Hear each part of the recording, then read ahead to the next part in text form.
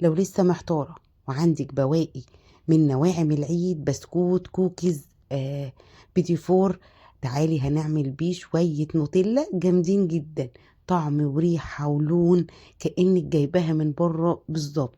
عايزة اقول لكم خطيرة جدا، هتعجبكم، هتنفع سندوتشات في ايام الامتحانات اللي جاية تقوي الولاد، واحنا كمان في السهرة وفي الجو الساقع ده نعمل لنا سندوتشين معتبرين. عملنا كيلو واكتر من نص كيلو كمان، يعني كيلو ونص. هنعمله من شوية بسكوت وشوية بيدي فور مكسرين متبقيين عندنا من نواعم العيد. يلا بينا نشوف عملنا الجمال ده كله ازاي.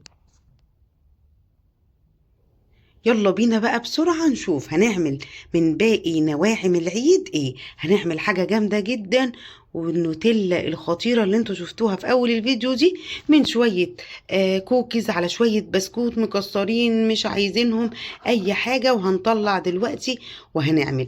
طبعا لو في كوكيز او غريبة تمام، بسكوت تمام، عندك بقى بيتي فور بنطلع بس الحشوة منه لو مربى او اي حاجة تانية وبنشيلها، وبنستخدم بس الحاجات البسكوتات او الحاجات اللي فيها شوكولاتة بس. تمام. معايا هنا بقى شوية البسكوت والكوكيز اللي عندي. مش هحط كحك طبعا عشان الكحك بيبقى فيه ملبن وهيبقى صعب جدا ان انا اطلع منه الملبن بتاعه. عندي بقى قالب شوكولاتة تمام باللبن كده حلوة، ممكن تبشريها او تكسريها حتت كده زي ما انا عملت. وعندي هنا كيس من النسكافيه اللي بالبندق اللي بريحة البندق، ويكون طبعا مش مقاطع. تمام. عندي هنا معلقتين كاكاو خام يكون ريحته حلوة. تمام. وعندي اسانس البندق، لو مش متوفر عندك هنستخدم النسكافيه بس. تمام. يلا بينا على طول نشوف هنعمل ايه وهنبدأ بايه. اول حاجه بنبدا بيها، جبت حله حطيت فيها نص كيلو من اللبن. تمام. لبن جاموسي، لبن علب، لبن اكياس زي ما انت حابه. تمام. وهنزل بقى بشويه البسكوت بتاعي المكسرين او اللي انا مش عايزاهم او اللي تريوا معايا مكان القعده. تمام اهو. مع شويه كوكيز كده. النص كيلو اللبن ده هنحط عليه 200 جرام من او الكوكيز او النواعم. تمام. هنحط كده.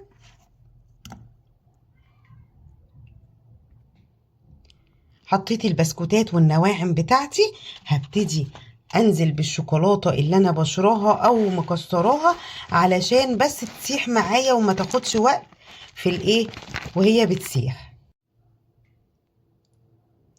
هنا حطيت الشوكولاته مع البسكوت مع اللبن. هنزل كمان بقى بالكاكاو والنسكافيه، هنزل بيه كده.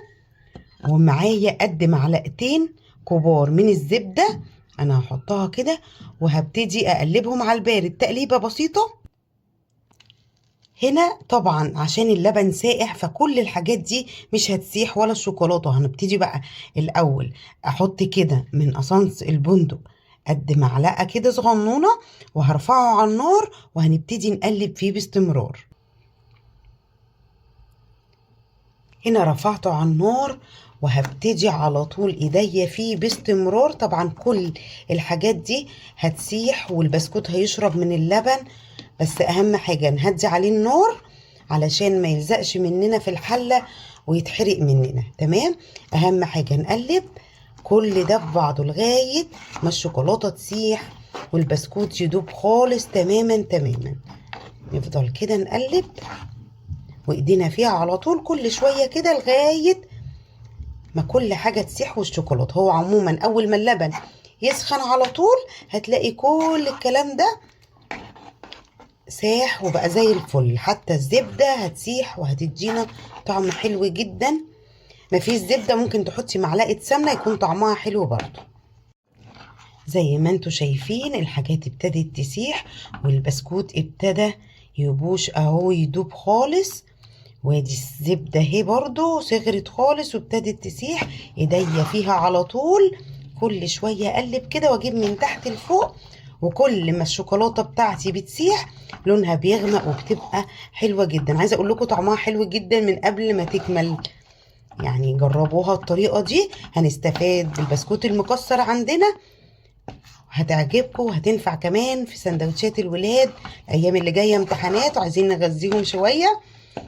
يلا بقى جربي على طول الفكره دي.